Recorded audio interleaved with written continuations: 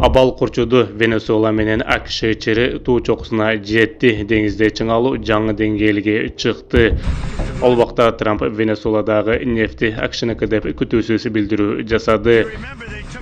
Орусиянын коргоо министри НАТО Россия менен согушууга даярданып жаткандыгын ачык айтты. Путин болсо эгер батыш сүйлөшүүнү каалабаса тарыхый жерлерди күч менен кайтарабыз деп билдирүү жасады. Ал убакта Казакстан НАТО менен жакындашууда. Орусия Казакстанды достукка каршы кадамга барды деп Украинаны мисал кылып катуу сындады. Тажикстан Орусияга нота жөнөттү. 10 жашар баланын өлүмү чоң чырга алып келди. Россияга миңдеген индиялык мигранттар келүүдө жана бул башталышы гана. Украина банкрот болуу алдында турат. Согушка акча түгөндөбү? Ассаламу алейкум, урматтуу көрүүчүлөр. Бүгүнкү чыгарылышта ушул жана башка дүйнөдөгү жана Кыргызстандагы соңку суткадагы эң маанилүү жаңылыктар тууралуу кеп кылабыз. Андыктан бизге колдоо көрсөтүп, бул видеого бир мага жакты белгисин коюп, каналыбызга катталып кетүүнү унутпаңыздар. Биз баштадык. Трамп Венесуэладагы нефти AQShныкы деп күтүүсүз билдирүү жасады. AQShнын президенти Дональд Трамп Венесуэла AQShга тиешелүү муунай активдерин мыйзамсыз тартып алгандыгын айтып, Вашингтон бул укуктарды кайра кайтарып алууга ниеттенүүдө деп билдирди. Анын айтымында Каракас америкалык компанияларды өлкөдөн кууп чыгып, жерлерди жана муунай казып алуу укуктарын өзүнө өткөрүп алгандыгын айтып, бул укукту кайтаруу керектигин билдирди. Мунун фонунда журналист Такер Карлсон Трамп жакынкы күндөрү кайрылуусунда Венесуэлага каршы AQShнын ири аскердик операциясы же блокадасы тууралуу жарыя кылышы мүмкүн экендигин айткан. Бул билдирүүлөр Латын Америкасында жана дүйнөлүк энергетикалык рынокто олуттуу кесепеттерге алып келиши мүмкүн деп айтылууда. Бул учурда Венесуэланын жээктерине AQShнын эң ири аскер деңиз күчтөрүнүн топтолгондугу маалымдалды. Трамп санкция астындагы венесуэлалык танкерлерге каршы толук жана татаалдык блокада жарыялады. Нефт биздин байлык. Венесуэла Трамптын блокадасына катуу жооп берди. Венесуэланын бийлиги AQSh президенти Дональд Трамптын Венесуэлалык нефт AQShга таандык деген билдирүүсүнө расмий жана кескин жооп кайтарды. Каракастын айтымында өлкөнүн бардык жаратылыш ресурстары толугу менен Венесуэлага тиешелүү жана бул маселе эл аралык деңгээлде, анын ичинде Бириккен Улуттар уюмунун аянтчасында да көрсөтүлөт. Венесуэла өкмөтү билдирүүсүндө эл аралык укукка, улуттук конституцияга жана мыйзамдарга таянып, өзүнүн нефт, жер жана башка аймактарга болгон эгемендүүлүгүн тастыктады. Ошондой эле өлкө эркин соода жүргүзүүгө жана деңиз аркылуу тоскоолдуксуз жүк ташууга толук укуктуу экендигин баса белгилеп, AQShнын басымына карабай өз кызыкчылыгын коргой тургандыгын билдирди. Москва шаарында жашап жана эмгектенесизби? Медициналык кызматтар керек, бирок алар сизге кымбат жана сапатсыз сезилет.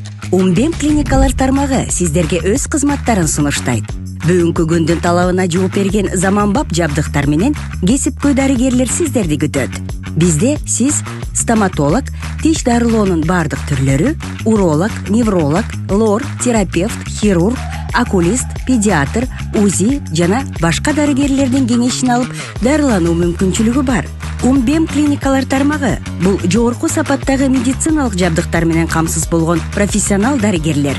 Сиздердин ыңгайлуулук үчүн Умбем клиникаларынын Москва шаары боюнча 3 медициналык борбору иштейт.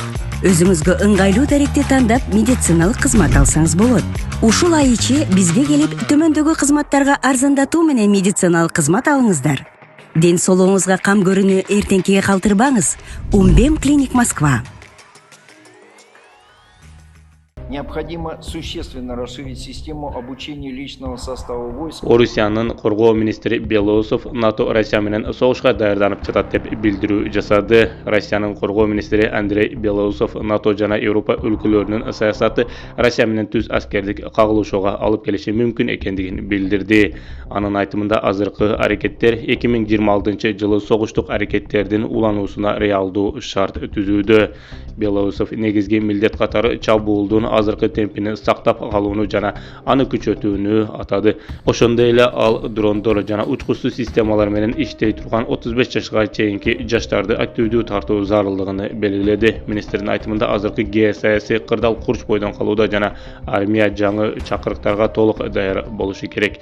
Демек, Орусиянын коргоо министри Белоусов НАТО Россия менен согушууга даярданып жатат деп ачык эле билдирүү жасап, биз да согушка даярданышыбыз керек деп олтурат.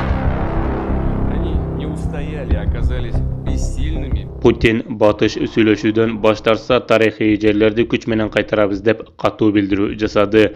Россиянын президенти Владимир Путин батыш менен дипломатияны артык көрөрүн, бирок сүйлөшүүлөр болбой калса, Москва тарыхый аймактарын аскердик жол менен бошотууга даяр экендигин билдирди.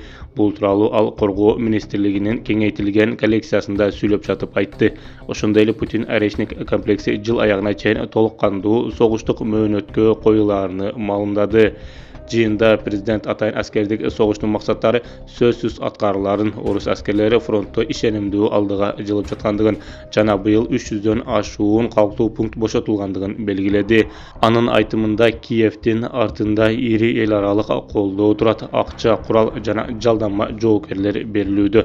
Путин Россия ар дайым дипломатиялык жолду издегенин, бирок өлкөнүн суверенитетинин негизи куралдуу күчтөр экендигин баса белгилеп, өзөктүк күчтөр дүйнөлүк тең салмакты сактоодо баш ролду ойной тургандыгын кошумчалады. Демек, Путин сүйлөшүүгө даяр. Эгерде сүйлөшүү ийгиликсиз боло турган болсо, анда аягына чейин согушуп, өзүнүн тарыхый жерлерини согуш жолу менен кайтарууга да даяр экендигин ачык айтып олтурат. Государство сделает для этого все необходимое. Казакстан НАТОго жакындадыбы? Эми Казакстан НАТО стандарттарына өттү. Жаңы курал заводдору батыш үлгүсүндө иштейт. Казакстан аспан долбоорунун алкагында артиллерия жана минометтик оқ дарыларды чыгарган 4 жаңы завод куруп жатат. Өндүрүш толугу менен НАТО стандарттарына ылайык жүргүзүлөт. Жергиликтүү ММКлар бул кадам өлкөнүн курал жарак тармагында батышты ыктап, россиялык аскердик өнөр жай комплекси менен кызматташууну кыскартууга багытталгандыгын жазышууда. Россия Казакстанды НАТО стандарттарына өтүүсү үчүн айыптады. Россиянын мамлекеттик думасы Казакстандын НАТО стандарттарына артиллериялык снаряддарды чыгаруу чечимин достукка каршы кадам деп атады. Бул тууралуу Думаны коргоо комитетинин төрагасынын орун басары Алексей Журавлев билдирди.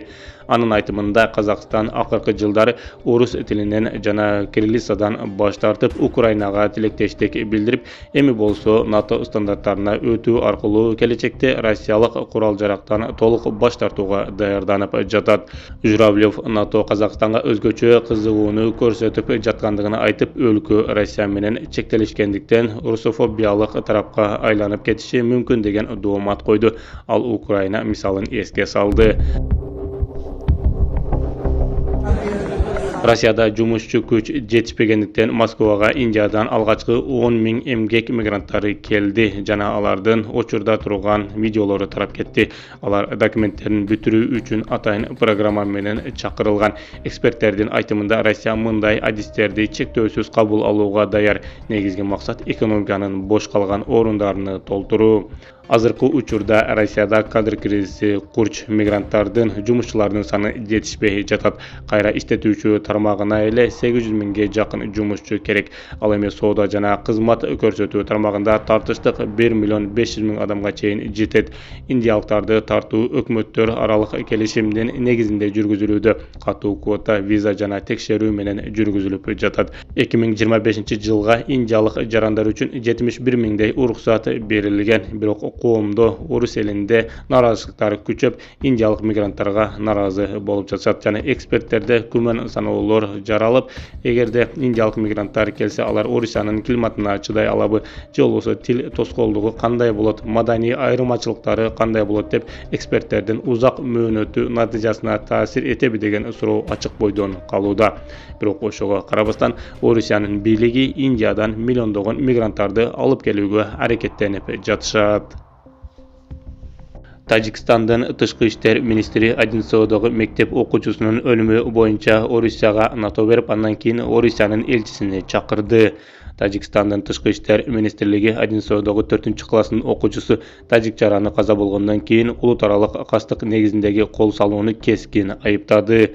Эскерте кетсек, каргашалуу окуя Орусиянын Подмосковье облусунун Одинцово районундагы Горки 2 айылындагы Успенск орто мектебинде орун алды. Анда Тимофей аттуу ошол эле мектептин окуучусу мектепке бычак менен барып окуучуларга кол салган. Анда 4-класстын окуучусу Кобилжан Алиев каза тапкан. Тажикстандын Тышкы иштер министри каза болгон баланын үй бүлөсүнө жана жакындарына терең кайгырууну билдирип, окуяга байланыштуу Тажикстандагы Орусиянын элчиси Сергей Григорьев Тышкы иштер министрлигине чакыртылып, ага окуяны тез арада объективдүү жана адилеттүү менен иликтөө, ошондой эле күнөөлөрдү мыйзам чегинде жоопко тартуу талабы менен нота тапшырды. Ошондой эле Тажикстандын Орусиядагы элчилигине каза болгон окуучунун үй бүлөсү менен туруктуу байланышта болуу жана бул маселени өзгөчө көзөмөлгө алуу тапшырмасы берилди.